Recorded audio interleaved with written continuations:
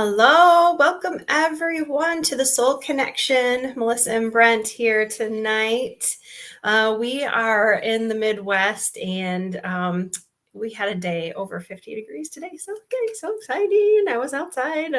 Even if it was picking up the dog doo-doo in the yard, it was an amazing day to be outside and feel the sun shine. So all right, we got a great guests here tonight. So Soul Connection, real stories from real people. So I have my good friend Becky on here tonight and her husband Joe. Hi Candy, thanks for joining us. And Becky is a well-respected healer in our community. She is a yoga instructor. She does Reiki. She helps us at our studio with some sound and yoga, and she's been taking lots of different classes here, different types of training for her yoga, and she'll share a little bit more about that here tonight as well. So we have her and her husband Joe on, so we can bring them up here. Hello, guys. Hello. Welcome. Thanks for coming on. And I just want to say, Becky, too, it's an honor to work with you because you just have so much passion and you bring a great light to the work that you do. And I just, thank you for bringing that to the community. And I know that you touch a lot of lives. So just a shout out to that, for doing that work. I know it's not always easy. You bounce around, it seems like, from thing to thing, and you have a couple kids at home. So it's not always easy to juggle that. And you seem to do it just effortlessly. So well, thank you so much, Melissa. That is really welcome coming from you as well. So as we both know, in the healing world, it is not always easy to be bouncing around and being the light. But yeah, I appreciate that Spirit has connected us, and we're excited to share our story. So yes. And if you follow Becky, she does put up little videos each week of different things, and just very raw and inspirational too. And I think that people see that and they feel that, and that's it's important, especially what we've been going through the last few years here, and trying to navigate our way through life. So we got to know each other through a self-help class that you had taken. I don't know, how many years ago was that, Becky, now? I don't know, but it was at the Captain Mary, I believe. I think. Yeah, so it was quite a while ago. About 5, 6, 7 years ago. Probably, yeah. Yeah. So, and at the time, I really didn't know what was going on with you. And I think that was like very shortly after you experienced this loss too, that you're taking that class with me, was it? Or like yes. Timeline, not quite sure, but. That's all right. I just remember one of my girlfriends was going to take the course and she invited me to come along, and it was divine timing for me to take the course in self-love. So when we love ourselves, we can serve the world bigger.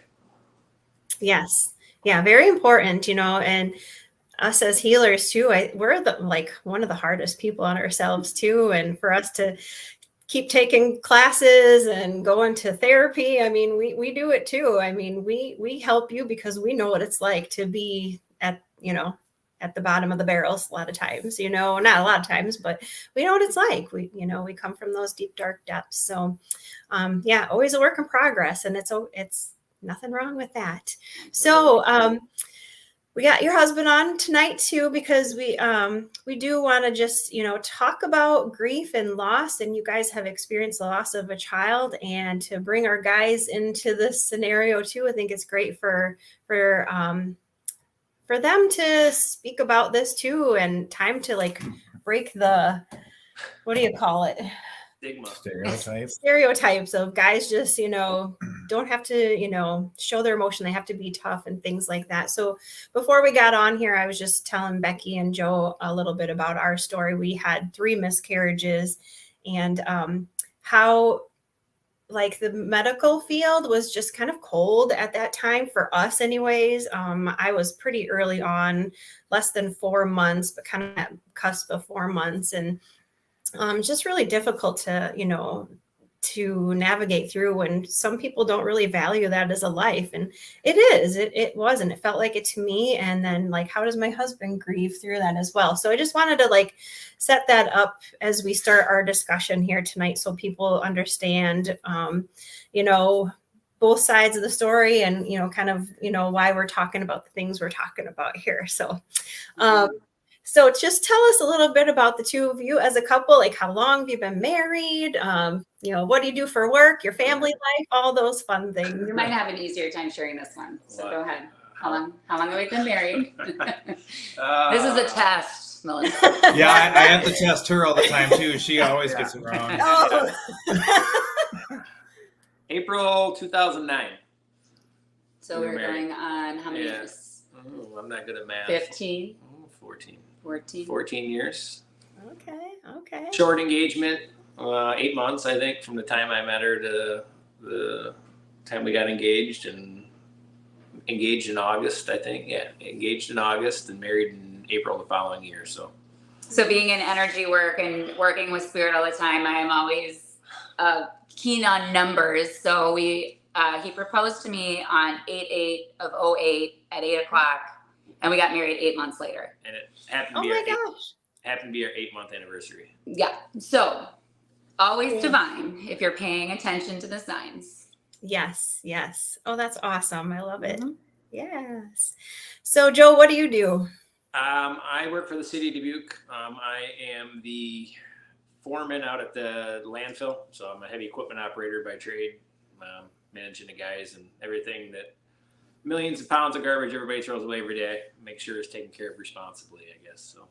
Well, thank you. Yeah. Somebody's got to do that. I'm sure the things that you see are, Yeah, it's definitely got its days. This is my least favorite time of year with all the thawing and the mud, and I'm anxious for spring.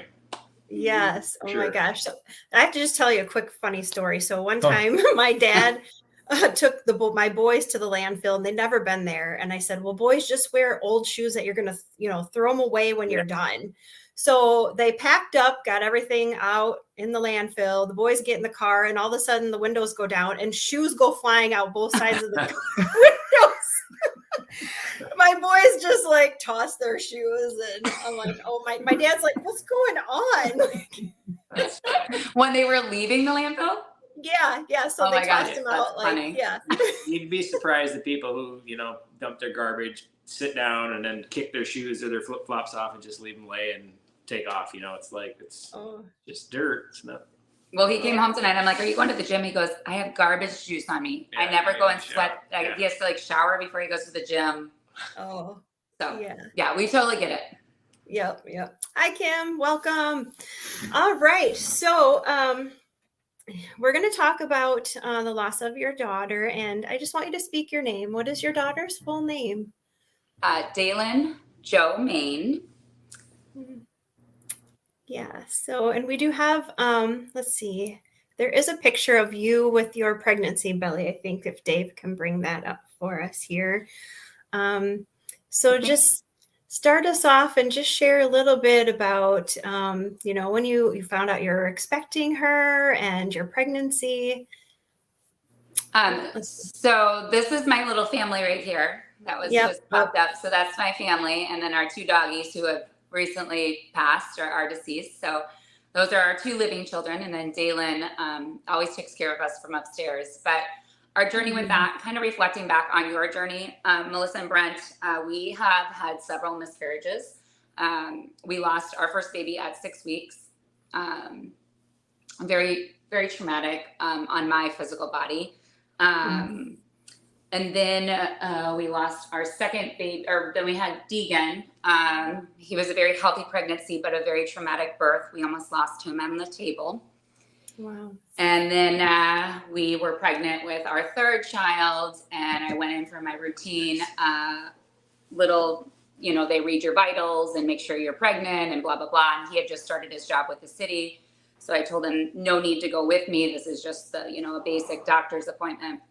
We'll go in to find out I did not find out the sex of that baby because I was only at 12 weeks. So I pulled alongside the road bawling because the baby did not have a heartbeat. Mm. And I was getting phone calls and text messages from Joe, like, how did it go? How did it go? How did it go? And I'm sitting alongside the road just bawling, and I couldn't answer the phone because I knew he was going to be home in an hour, and I didn't want to have to tell him over a text message or a phone call. So that was our second loss. And then as soon as they did the DNC with that one, I found out I was pregnant 4 weeks later. So that was with our daughter, Danica. This is kind of a long cycle, but it kind of goes into the trauma of my womb space and our marriage. So then we ended up having Danica by a C-section, knowing that I couldn't be Wonder Woman and did not want to be Wonder Woman after Deegan's labor and delivery. So she came out at 5 pounds, 11 ounces, and Deegan was 8 pounds, 14 ounces. Yeah. So a very big difference between the two. The reason Danica was so little is because I was under a tremendous amount of stress with my job, trying to navigate being a new wife, raising a maybe 1-year-old. I don't even know how old he was at the time. And then come to find out, shortly after she was born, she was diagnosed with cranial stenostosis, which is basically where the sutures in your head are supposed to be like malleable or moldable when you're born. This is Winnie here. 5. Hi, Winnie. Winnie's gonna try and steal the show. But anyway, she ended up going in through UW-Madison after several canceled doctor's appointments for a 6-hour major cranial surgery.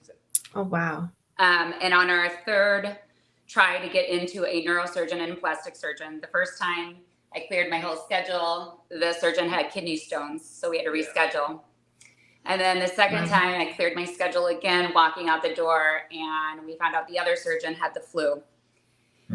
And so I was getting really defeated and depressed, and just knowing we were entering winter season, we had to keep our baby healthy so she could have surgery. And finally, we're driving to Madison on the third time in January, cold and flu season. I basically put her in a bubble, and he looked at me and he said, "You're not yourself." And I go, "Well, it's not going to happen. She's sniffling back there." So anyways, went through the surgery. So we did a whole big journey with her. She's perfect. I mean, in every way and form. Except for the attitude. So then shortly after all of that trauma, trying to build a family and save money and buy a house and all of the things, I had quit my job and started Becky's boot camp. And I was being a stay-at-home mom and just trying to navigate teaching a couple times a week and maintaining the household. Shortly after that, I was teaching a couple spin classes in Galena, Illinois as a PRN instructor. And all of a sudden, a full-time job opens up. Divine. We're driving to family vacation, and I was like, I don't know. I'm just really getting used to this stay-at-home mom gig. What if I don't like it? He goes, well, then you can quit. I'm like, well, brilliant. So I took this full-time gig. We're on our way to vacation, come home and find out I'm pregnant. And I had just taken this job, not even a month in, and I'm like, shit, what am I going to tell them? Like, I'm pregnant, just starting this brand new job, blah, blah, blah. Long story short, let's see, that was probably July, August-ish when I found out. Around October. Middle October. Middle October. We had been house hunting for our first home. I'd been feeling really, really sick, but I just figured it was first trimester sickness. But it was a weird sickness. It was morning and night. I could barely keep anything down. I usually had normal. Once I got to that second trimester, I usually started to kind of flip the page and started to feel better. I called him one morning after boot camp and I said, something doesn't feel right. I feel like I peed my pants, but neither of my children, I never had natural labor with them because my son was induced and Danica was a C-section. So I never knew what water breaking was. And he said, well, if it doesn't get better, maybe you should go to the doctor. So then I proceeded to go into my job for the day. And I was teaching a spin class and still something just didn't feel right. So he's like, I need you to please meet me at the doctor. we went into the doctor's appointment. The doctor came up from behind the sheet. This is not my primary doctor. And she said, we need to get you to labor and delivery. At this point, you were how far along? Sorry. 18 weeks. 18 weeks by this time. Okay. And I was like, I'm not really sure what's happening, and then my primary doctor came in and she said, I'd like to do an ultrasound because she goes, I want to make sure I didn't miss something, defective heart. She's like, I want to make sure there wasn't something I missed before we take you over. She held my hand, she rubbed my leg. She's been my doctor for all of the children, and Dr. Woodruff, and she just squeezed my hand. She goes, I'm so sorry. She's perfect. Aww. So then they wheeled me off to labor and delivery. They tested my fluids to make sure it was amniotic fluid, and it was. They basically tipped me upside down for 24 hours, hoping that we could retract the membranes and potentially save the baby.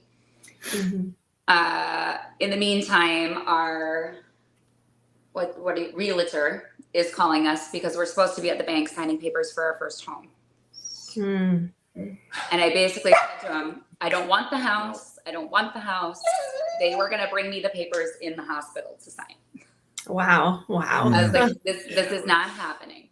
So long story short, we got a second opinion in Iowa City. Spent the entire day in Iowa City. They were phenomenal. Basically, said we could go meet with the NICU. Do you want to just put her outside? Yeah. Sorry, we're putting the dog outside. She's just That's okay. It's okay. Come here. When you come. Spirit dog. Basically said because of where she was and the timing of labor and delivery. So when we got there, it was about 19 weeks when we could get into Iowa City. That the amniotic fluid was low, and that's what she needed for her kidneys or her lungs to develop. So it was basically a wait and let her pass situation. So it was the longest ride home from Iowa City and the longest ride to Iowa City. If you would like to share anything on that side of things, I think it would be powerful in regards to the flat tire. I don't even know where to start with that one. It was all my fault, I guess. Yeah, I was yelled at, cussed at, thrown at, hit. Yeah. She wasn't in a good place. Yeah. So we got a flat on the way to Iowa City. We got a flat tire in Piasta at Casey's. And I was such a, I didn't want to go to Iowa City because I didn't feel we needed to go there. Actually, that was the day of the, when she had passed, when I was, so I was so angry knowing that she was gone, and I was taking all of it out on him. Like, see, we shouldn't be going because our tire is flat. Like, I was just in like the denial phase of it. And it was just a journey, and a huge emotional journey. And for him to be my sounding board, my punching bag, my everything through all of that, is unexplainable. So I can see how trauma gets stored, not only from the loss of his and my daughter, but the trauma of watching your wife go through something like that. Sure. And there's nothing that you can do. Yeah. So Joe, at this time, what are your emotions watching her, being upset and all this? What's going through your mind? I don't know. I didn't really know what to think, other than suck it up and be strong and deal with it, because that's what guys do, So that's kind of what happened with mine. Everything got buried because she, after we made it home and dealt with all the, the funeral arrangements and all the things that come with losing a child, it's, she was in a really bad spot, and I just stuffed everything down deep and acted like I was fine because I didn't really have a choice. We couldn't both be broken at that time. We had kids to take care of. So yeah, I like that you say that too, because you do. I think he's getting teary eyed here. You can't see him, but there's her little footprints there. So Yeah, there's no book for it. That's for sure. I mean, I just feel like you got to step up and be there and maybe process it later, I guess. I mean, it was fine at the time, but like I said, then here I'm 10 years later. Yeah, 10 years later, 10 plus years. It's I got good days and bad days. You see something or hear something, and it just kind of been a long process. I can't say that I've healed. I'm kind of learning how to deal with it, but it's definitely been a journey. Mm-hmm.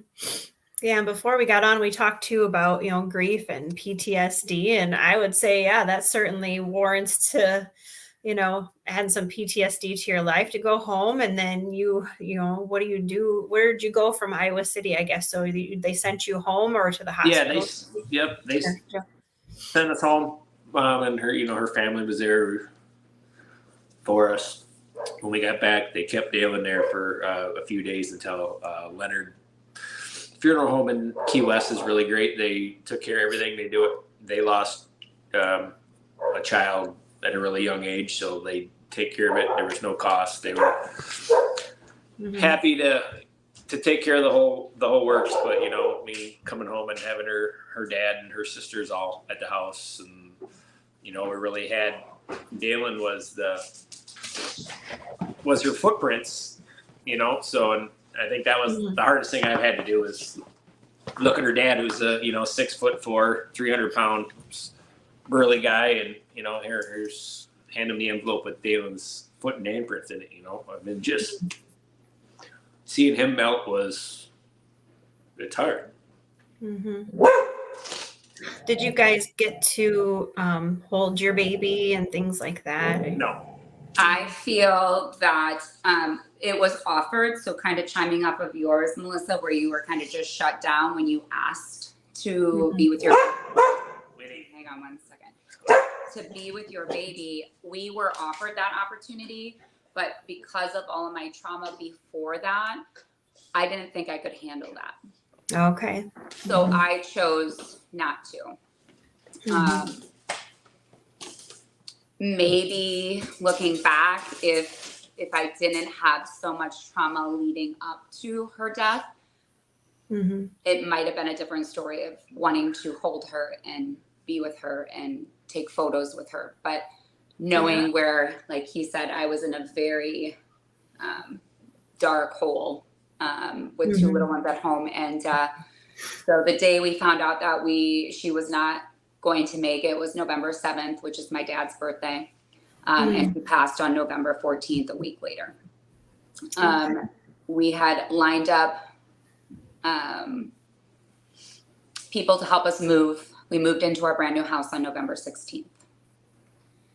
It was an experience because I still had my belly. I had the rocking chair for the baby in the living room. And I had to watch everyone carry all of our belongings in, and I couldn't do anything.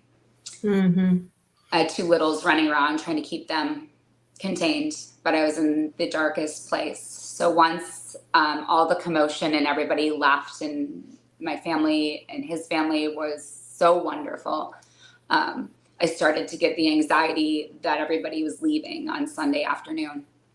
And all I was left was with my husband and my two children in this big, open, empty, brand new home. And I said, I need to go to work tomorrow. And he said, absolutely not. And I said, no, I can't do this. I needed to be distracted from this new space and this foreign feeling in my belly. And he said, no, you're going to be okay. So it was me and the kids at the breakfast nook. And I was making them breakfast that Monday morning. And Deegan was in I think he was just sitting on a little bar stool. And I think Danica was clipped into a little high chair on the counter because we didn't have all of our stuff. I think I maybe had one or two pans in the cupboard. Like, it was just bare bones, and it was very simple. And I'm sitting there making them breakfast. And my son says out of the blue, granted, he's maybe not even 1.5. He was little. They're 2 years apart, so they've just been over 2. Just a little over 2. Oh, wow. Okay. And we had not talked about the loss of the baby or anything that with them. And he said, my back is turned to him, and he goes, Mama, your baby has wings. And I dropped the frying pan, and I had big tears in my eyes, and I turned around and I said, excuse me? And he said, Mama, your baby has blue eyes. And I just knew right there, right then, that like she was here, and the littles were connected to her. And it was just so powerful you can't make that stuff up. No. Right. No. Wow.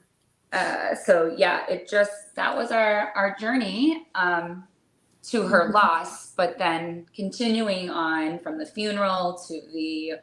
You're staring at me.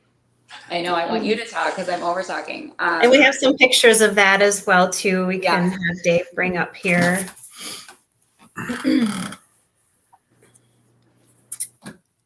See if he's there. Okay. I thought that was I think when you asked me for pictures, I was like, oh, let's put these cheery pictures of our family. And I'm like, wait, when I went down to go look for the album, I was looking for a specific picture, the family picture of all the feathers.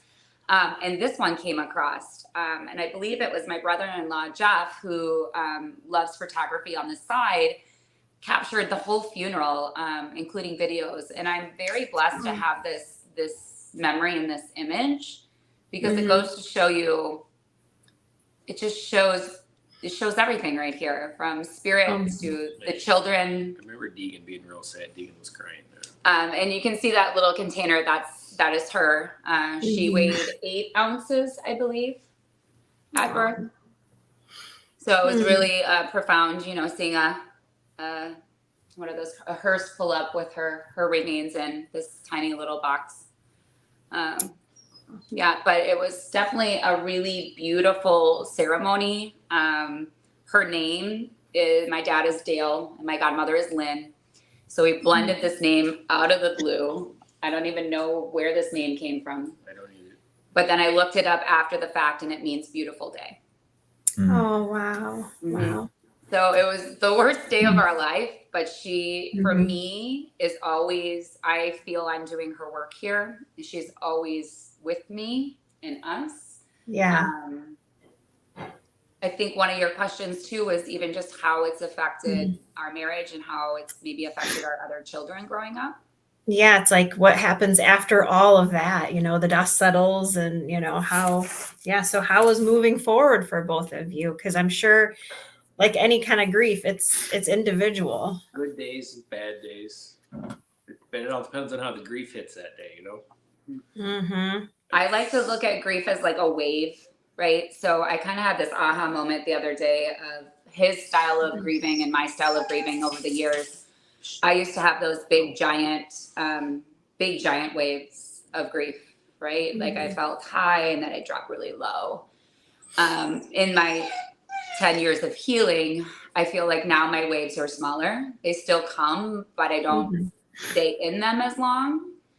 Where I feel, maybe you can speak on this, but I feel his waves are still quite big. I mean, obviously November, the time leading up to November is usually hard. I'm like, yeah, I'll be good this year. And then it's like crying mess in my excavator at work, just because something came on the radio or Facebook post pops up or the kids will say something, and they've been great. They don't, they make sure they'd always remember her. I mean, it never met her, but she's included in about every card that we send out. We got to sign all the dogs' names and Dalen's name, including the deceased dogs. Yeah, my daughter's very good at making sure everybody is remembered. So like I said, I know sometimes my grief hasn't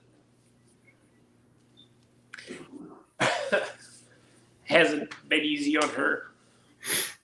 I'm not always the best husband, when I'm down, but it's a work in progress, I guess. I'm doing my best. Aw. And that's all you can do, really. I kind of learned to, in the journey, doing the work that we do, and then going through my personal healing, it helps when I can help heal the collective as well. Yeah. But what I feel like, as from a spouse level or a relationship level, I think there's a bigger expectation or like a demand of, let's, for instance, use the example of, I love therapy and I would project therapy on him all the time because it worked for me. It was so helpful for me. And he was always the anti, like, no, like not doing it. Can you just put her outside? It's okay, guys. I don't know It's why she wants to okay. be in this video. He's fine. It's fine. So if that makes sense. So for so many years, I would try to like spoon feed him, right? Like I'd be like, okay, try this. And he'd be like, no, I'm not doing it. And then I'm like, okay, for so long, I was kind of that anti-medicine person. I was like, I'm going to do the herbs and I'm going to do the yoga. And I'm going to meditate. I'm going to do all the things. Well, one day, I think it was probably 3 months after I'd lost her, my doctor explained to me, she's like, Beck, you're doing all these things, but your brain chemicals, it won't even hit that line because you have so much going on. So that this medicine is going to help you get to a stable level so that when you do those other things, it'll help. And I was like blown away how that changed my brain chemistry and helped me get kind of out of the hole. Then I would suggest that to Joe and he'd be like, you know? So I'm like, I learned through the years that what works for one person isn't a one size fits all kind of concept for grief and healing. Yeah. So thanks, Linda and Jillian, for your comments too. Linda says we're all a work in progress and keep feeling your feelings. Absolutely. So Joe, what has resonated with you to help with your grief? I'm not sure. I mean,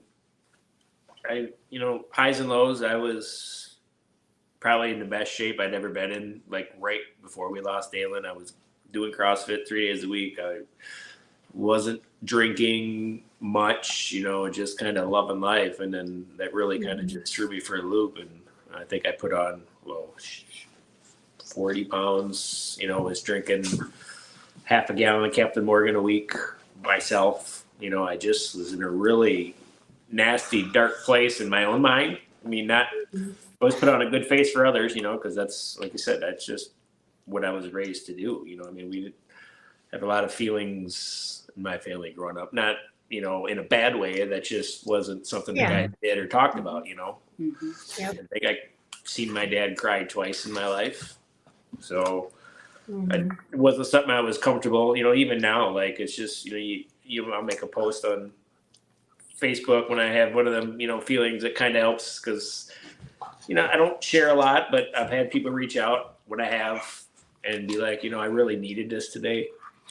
Thank you. Like, those are the times where I'm like, okay, well, maybe me, looking weird and talking about my feelings, so everybody can see it, is helping, even I said, I mean, I can post a picture of the dog or the kids and, 800 people like it. Then you post something to help people and you get like 12. I mean, I know that's not what the world revolves around, but it just goes to show how uncomfortable I think people are either, commenting that they feel the same or being like, okay, yeah, this is normal. It's just, it's not something guys really like to talk about. I know I've talked to people both ways that say that's absolutely not true.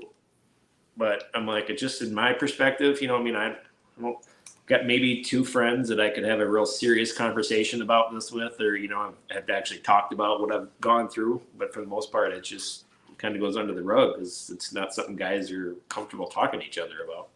Yeah. And how there's can so much we truth to that too, because women can go to coffee or go to therapy or go to yoga and have kind of a community and an outlet where guys aren't just going to go to the bar and be like, hey, I'm feeling like this, right? Like it's not, it's kind of cultural and societal and maybe even your upbringing too, of how you narrate your full spectrum of human emotion. Definitely. Yeah. Any 2 cents on this, Sunny? Oh, that's hard to fix. I mean, you can talk, but I think that's the biggest thing is you can be true with with, I guess. I don't know. It's hard. It is. Mm-hmm. It's hard, like you said, trying to be the strong one. And it does come in the waves. I like the waves. That's a great analogy. Mm-hmm. So with the different losses, but the waves. And then another card that came to me a couple weeks ago, maybe it was a week ago, just with that full moon, that really big full moon last week. It was the card of acceptance, and it said, you can't change the cards you're dealt, you learn how to play the hand.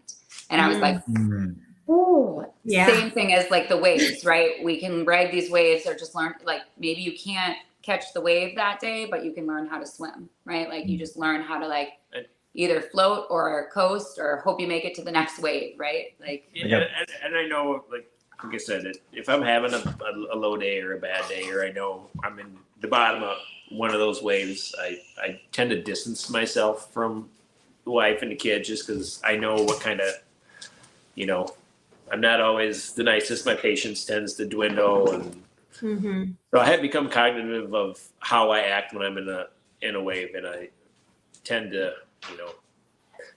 pace myself. And she kind of has learned to like, all right, I just need to let him be.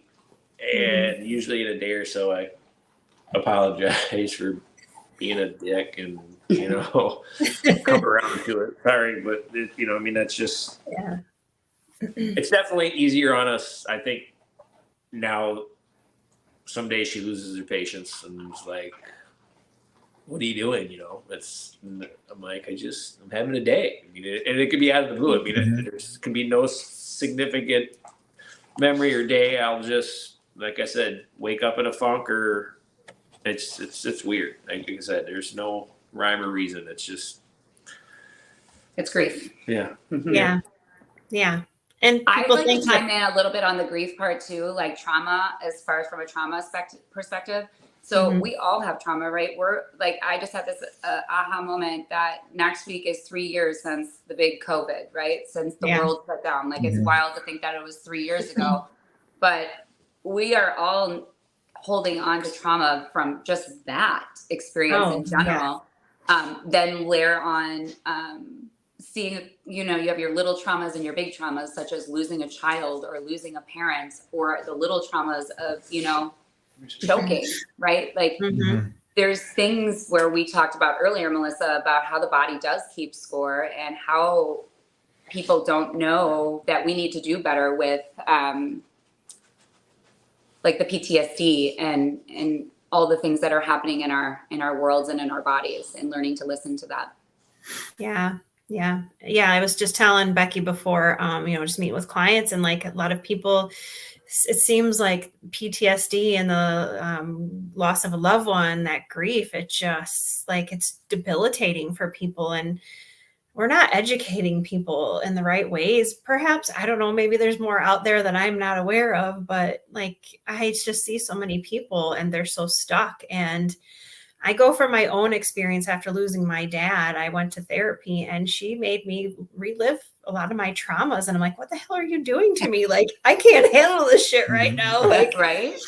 But I had to, because it was affecting my grief and I couldn't move forward. So, I think that's something for guys to think about too, or you're just stuck and it's not letting up. So perhaps it's digging even deeper, and it sucks. It does. And you saw me walk through a lot of stuff, and it is, but it's necessary. And I think, like today, I'm driving home and the song of my dad's comes on, a ZZ Top, and I'm cranking it up, and I'd usually be bawling, but I'm like, okay, Dad, I'm cranking it up for you. Like, no. So now having those times where like, I'm not bawling every time something comes on the radio, Yeah, it's so true. Like that even goes back to that central nervous system and the Call of the Wild, where they talk about like the fight, the flight, the freeze response of our body. And we live in such a society. I think this is also another issue, is we wear busy as a badge of honor, right? So we wear this like, okay, if I'm busy, or if the avoidance behaviors, different things to keep from feeling what is really needing to be addressed in our bodies. Is like you said, when you have to go, when your therapist is taking you back to like, you need to relive this, we need to feel this, because it's repatterning the trauma that is stuck in your body. I think that's a lot of the reason I think I tend to push away therapy or, talking to somebody, because it's hard thinking about it, talking about it like this. I fought her on whether we were coming on. I'm like, I'm not sure I'm comfortable talking to people about what I'm feeling. I'm like, but she's right. Like I said, if this helps one or two people, learn how to deal with something similar, then I guess my ungodly uncomfortableness is worth it. Mm-hmm. And I think this is a huge step for him, just sitting in here, speaking out loud, because I can hear it, I can feel it, I can sense it, but then he can go out and put on this shield of everything's fine, right? Mm-hmm. And I think a lot of the world is doing that. Yeah. And self-medicating and doing things that aren't serving their highest good, and they're having a really hard time processing all of the information coming at them, because we live in a world that the minute you wake up, the alarm goes off. The minute you walk into your kitchen, your coffee pot's going.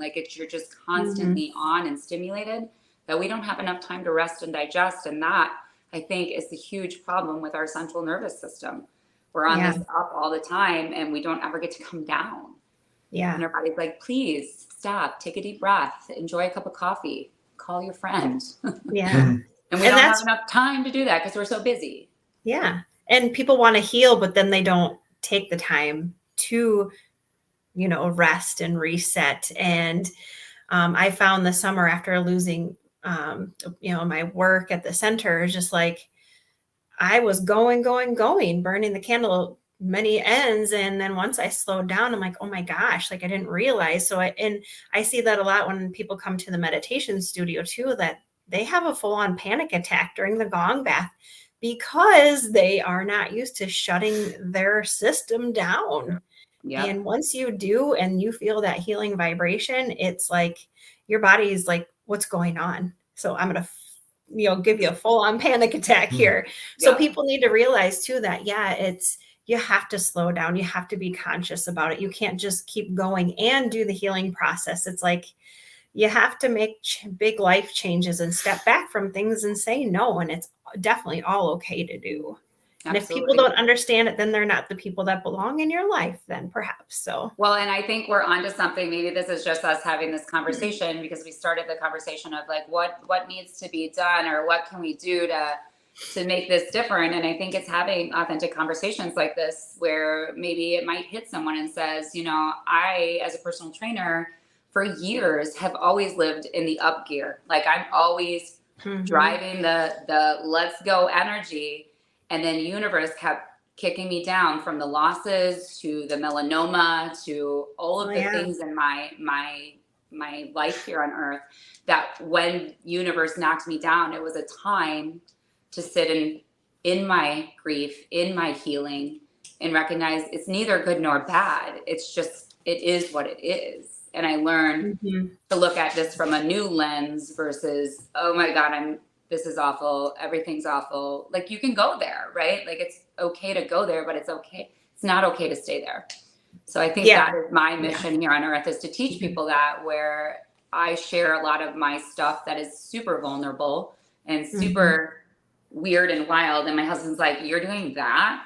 And I know, I get the same thing too. You share that stuff? Wow. He's like, you're going to wear that? And I'm like, yeah, I don't even have a filter either. Oh, I love that about you, that you just embrace your womanness and womanhood. And I wish I could be that confident. I teach self-love classes, but I work on it myself too. It's a work in progress, And the one, have you read the book, The 4 Agreements? Yes. Yeah. That was one of the agreements. It's just always do your best, even if your best is shit. As long as you're showing up and you're like, this is all I got today, it might not be pretty. And I think that is the other piece of the puzzle, what I've learned in the last few years. I've always been the glass half full, and he's always the glass half empty. Yeah. But then I had this aha moment of you know what? It's not always rainbows. It's not always sunshine. So if I'm just sharing rainbows and sunshine all the time, people can't relate to that. Right. I have to share that yeah, this is my best today, but it was shit. And this is why, right? What's the why behind me continuing to show up and doing my best? And letting people know that life isn't always eat, drink, and be merry. Unicorns and rainbows. What'd you say, Joe? Unicorns and rainbows. Yeah.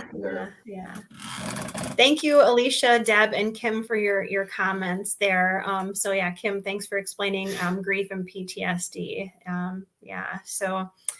But yeah, what can we do to help these guys out? Like, I do feel like, yeah, guys, the men always feel like they have to be the strong pillar for us. And what can we do to turn that around and help them too? Because they're hurting right alongside of us, Tracy says, thank you for sharing. I needed this today. Joe, thank you for opening up about your journey. I can relate so much. Thank you, Tracy. Yeah. Thank you, Tracy. I apologize for I don't know what is up her sleeve, but wow. This must be Daylin coming through. She's like, hey. Yeah, that's what I was thinking. Real life. We always joke to the kids, we're like, Daylin was probably going to be the chill one. Yeah. And she's coming through and saying, no, not at all. So, in what ways do you think this has helped shape your marriage? In what ways, I guess, and any advice for those out there? I'll let you go on that one, dear. What? How's it taking? Hey, we got to take turns here. No? Yeah, I've been talking a lot. If we can get through my bad days, then I don't think there's a whole lot that we can't get through. I mean, we've been through some stuff. I would say there is a statistic out there that states. Go ahead. So we did therapy twice. Yeah, and I wasn't, but I remember the first thing that Gretchen told us. She's like, just letting you know, I forget, it was like 70% of all couples who lose a child end up divorced. And it was like the first thing she said going into that thing. I'm just like, wow, so okay, we have 210% chance of getting divorced. Yeah.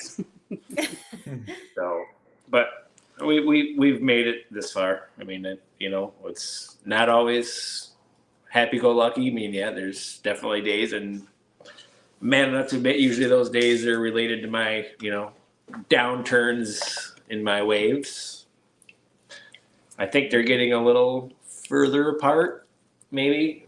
I find the more I work on me, health-wise, the better I'm able to keep my dark spots in check, because I was in some pretty scary, dark places for quite a while. And I feel like your outlet for healing is movement. Yeah. He likes to, do, like, when he finds something he enjoys, he is 100% in when it feels good in his body. So I think that tunes into also knowing the central nervous system, right? Like his grief, and when he comes out of his waves or it finds something that he's passionate about or loves and feels good about it, that's what calms his nervous system. Yeah. If it's on a dirt bike, if it's on a treadmill, that's what brings him that downshift from that high intensity upshift of life and grief. For sure. Yeah. Like you said before, it's different for everybody, it's not what works for him isn't going to work for you and vice versa. Exactly. You got to find, she tried getting me to go to this new gym, and I'm like, not having it. No. And then I went, and now it's like, oh my God, I think this place saved my life. It was just a night and day of, God, when I'm feeling good about myself, it just kind of turns everything around. I'm like, well, I'm feeling better. I'm not tired. I'm not drinking as much. I'm actually looking forward to working out, and then I'm like, well, God, all these other things. It was just easier to turn those dark times around, I think. And I always say, moving your body, it moves your mind too, right? So it doesn't have to be CrossFit. It doesn't have to be a high intensity workout. Whatever works. My piece at the end of the day, I like to go sit on my patio with Mother Nature in the middle of town and just have 5 minutes of silence. Like that brings me joy, and that brings me down, and that's all I need. So I think, like you said, it's different strokes for different folks, right? You're right. Yeah. Yeah. Thank you, Amy and Kara, for your comments there too. It looks like you guys must know Kara. Then you helped her through the NICU. Oh, that's Becky's sister. That's my sister. She had a baby at 19 weeks. Oh yeah, that's right. Okay, No, I've been watching. 22. I'm sorry, 22 weeks, and she was born on April 19th. So, okay. Yay, Kara! Oh, that's awesome. Our little girl was born at 14 ounces and is now 16 pounds and almost 1 year old. Yay. Oh my gosh. Miracle. So we've been, I feel like also, I think that's divine timing. Thanks for sharing, Kira. It kind of came full circle for me, right? So Daylin's birthday is next month. So she would be turning 9 next month, right? Yeah. Wow. She would have been born on April 7th. Yeah. So I had this aha moment when her little daughter, Ember, was born in April. I was like, oh my gosh, like this is why I've done this work. This is why I had to go through all of this so that I can show up and navigate and help my sister who now has a 14-ounce baby and is still in the hospital since April 19th of 2023. 22. Yeah. Wow. It's mind-blowing to just be empathetic and understand and know how things process in a human body. Mm-hmm. And to be able to read that too, as far as an energy perspective. So. Absolutely. And maybe, we can get these guys together or something. What do you think? Get a guys group together. We could do some broga. Bro, yeah. He goes to the CrossFit gym, so I don't know. He's all into working out too. See, we can get them they can do their workouts, but then they need to come and we can do yoga and gong. Yeah. That'd be cool. We'll come up with something. Spirit will guide us. Are the gongs flexible enough to do yoga? Gong will travel. I need yoga because I'm not flexible. Hey, yoga's not about touching your toes, my friends. No, definitely not. So yeah, we're just about out of time here. Anything else you guys feel like you need to share? See, did you find that quote that you had? What? I did, but I'm not reading it. Yes. And I lost it. Oh, get it. He'll find it. How about you, Brent? You got anything? Oh yeah, Kenny Rogers stuck in my head. There we go. Oh, sorry. Kenny Rogers. Oh, I love it. Right here. I can read it, I think. What does it say? My little timer's in the way. He's got it up here, I think. Oh. Let's see if I can move it. Can you move it down? You can't touch it. Can you read it, Melissa? So it says, but grief is a walk alone. Others can be there and listen, but you will walk alone down your own. Okay. So I just can't see the first part. I can read it. What's the first sentence? But something can be there. Others can be there. Yes, and listen, but you will have to walk alone. Yeah, your own pace. Yeah, I love that. Okay. That is great. So I think that kind of sums up what we were talking about as far as there's others there that will listen. There's others, we can search outside of ourselves for all of the answers, but all of the wisdom is in our own bodies. And if we slow down enough to listen and feel, with time, we will heal. And one of the big takeaways in my book report that I had to do for yoga and trauma was almost out of time. Pleasure. It was talking about play and pleasure and how that healing really can't happen until that is invited back in. So I think that's huge because when we're so low and in our dark spaces, it's hard to see the joy and the pleasure. Is this yours? Do you want to read it? Not really. I'm going to let you read your final message. This is bringing back all sorts of bad memories from speech class in high school. I hated public speaking. No, it was just a quote that I had come across. I don't know, it was a few years after. I replayed it a few times about grief. I lost Dalen. So it says, I had my own notion of grief. I thought it was a sad time that followed the death of someone you love. And you had to push through it to get to the other side. But I'm learning there is no other side. There is no pushing through. That rather there is absorption, adjustment, acceptance. And grief is not something that you complete, but rather you endure. Grief is not a task to finish and move on. but an element of yourself, an alteration of your being, and a new way of seeing, and a new definition of self. Wow. Thank you for sharing that. Thank you so much. And it was more powerful coming from you, Joe. It really was. Yeah. And again, I think that is also beautiful, that part of it where it's like, you don't have to push through it. There is no finish line to grief. Like, I think that is our society. It's like, we just want to get over it. Like, we want to like jump to the next page on the book. And it's like, it doesn't work that way. Because you're spiritually bypassing all the stuff that needs to like heal within you. And it's okay to be where you are. Yep. Absolutely. Nobody else can do it for you. No. Yeah. And we've got the power. So Brent, one last thing. Well, first of all, I got Kenny Rogers stuck in my head after your cards. You got to know when to hold them, know when to fold them, know when to walk away, know when to run. So yeah, that's in my head. But so if you had one message that you want to deliver to the world, what would that be?